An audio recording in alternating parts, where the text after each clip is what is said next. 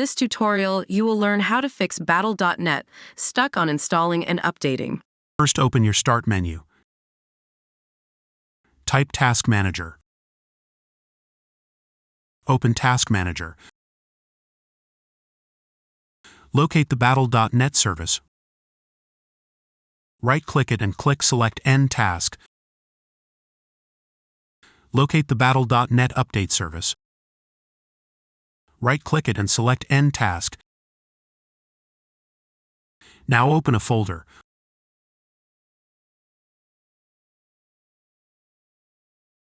Open your C drive. Click on View. Select Show and then click on Hidden Files. Open the ProgramData folder.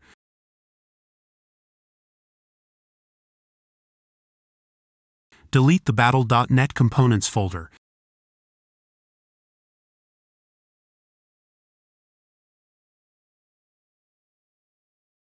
Delete the Blizzard Entertainment folder.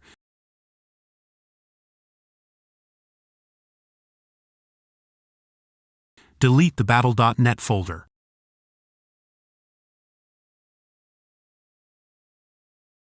Restart and then launch Battle.net.